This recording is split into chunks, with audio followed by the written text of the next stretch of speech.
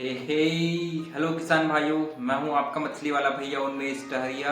आप देख रहे हैं ऑस्कर फिशरीज।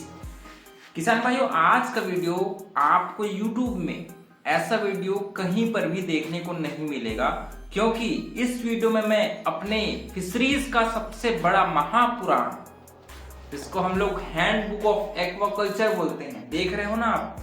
इससे आपको मैं 1 से 2 पेजों के बारे में जानकारियां दूंगा, जिसमें मछलियों का खाना कैसे तैयार किया जाता है और उसमें कौन कौन सी चीजें को मिला करके मछलियों का जो कमर्शियल फीड है उसको तैयार किया जाता है, उसके बारे में जानकारियां दी जा रही है। और ये सभी जो चीजें आपको बताई जाएगी वो वैज्ञानिकों के द्वारा फुल प्रूफ है, क्योंकि जब कोई भी वैज्ञानिक बुक लिखता है तो उसको पहले रिसर्च करता है, उस पर फिर प्रैक्टिकल किया जाता है, फिर उन चीजों को मछली को खिलाया जाता है, फिर उस पर बुक है वो लिखा जाता है।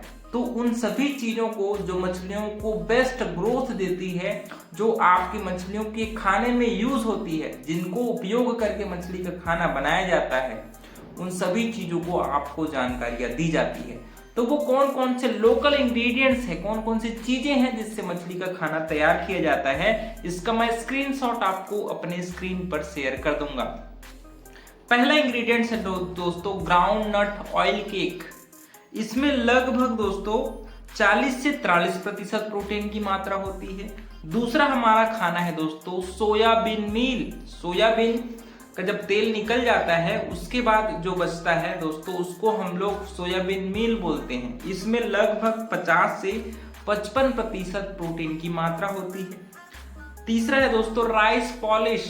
राइस को जब हम लोग पॉलिश करते हैं तो उसका छिलका जो उतरता है उसमें लगभग 12 से 18% प्रोटीन की मात्रा होती है। उसके बाद आता है राइस ब्रैन। जो धान होता है उसका जब छिलका उतारते हैं तो जो मिलता है उसको राइस ब्रैन बोलते हैं। इसमें लगभग 12% प्रोटीन होता है। Deoiled rice bran. Rice bran का तेल निकालने के बाद जो बचता है उसको दोस्तों डी ऑयल्ड राइस ब्रैन कहा जाता है, और इसमें 15% प्रोटीन की मात्रा होती है। फिर आता है दोस्तों आपके तोरिया का ऑयल केक, जिसको रिप सीड केक कहा जाता है। इसमें लगभग 32% प्रोटीन होता है। उसके बाद आता है दोस्तों आपका साल सीड केक। सरई या फिर साल, उसका जो तेल निकलता है उसके भी ऑयल केक को हम लोग मछली के खाने के रूप में प्रयोग कर सकते हैं। पांचवा आता है आपका तिल ऑयल केक। तिल से तेल निकालिए, फिर जो बचा रहेगा उसको आप मछली के खाने के रूप में उपयोग कर सकते हैं। इसमें लगभग 35 से 42% प्रोटीन की मात्रा होती है। उसके बाद आता है दोस्तों मस्टर्ड ऑयल केक, जो सरसों की खली होती है। उसमें लगभग 25 से 38% क्रूड प्रोटीन पाया जाता है। उसके बाद आता है कॉटन सीड केक।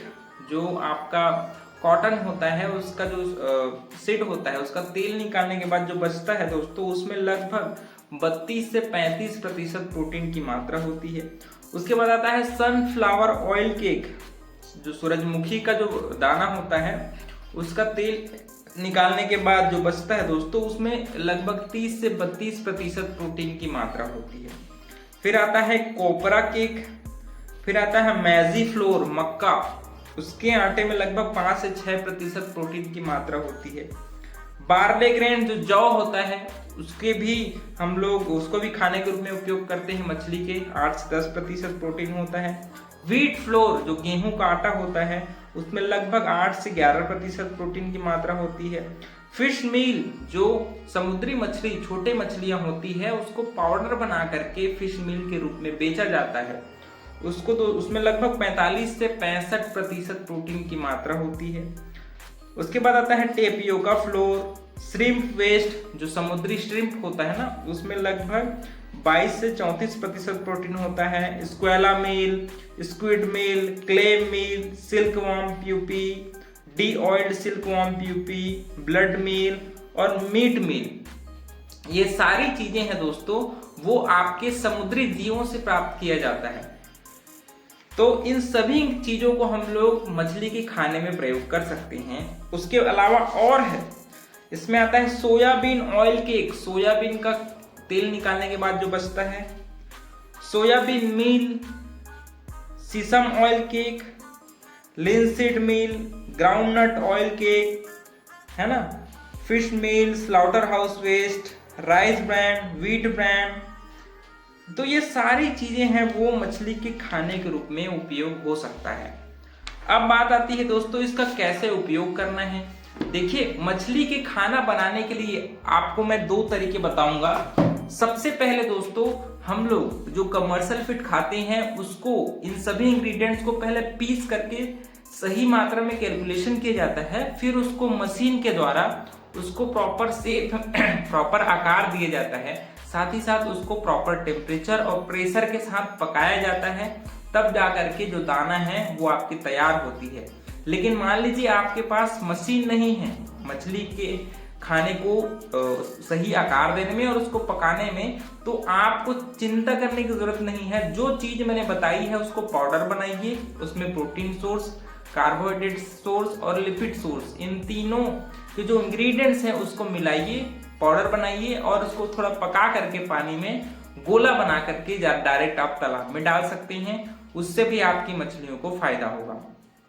क्योंकि क्या होता है, जब हम लोग कमर्शियल फीड खिलाते हैं दोस्तों, तो उसमें प्रोटीन को कैलकुलेट किया जाता है, कार्बोहाइड्रेट को कैलकुलेट करके उसमें चीजों को मिलाया जाता है, जिससे आपकी जो खाना है वो बैलेंस रहती है।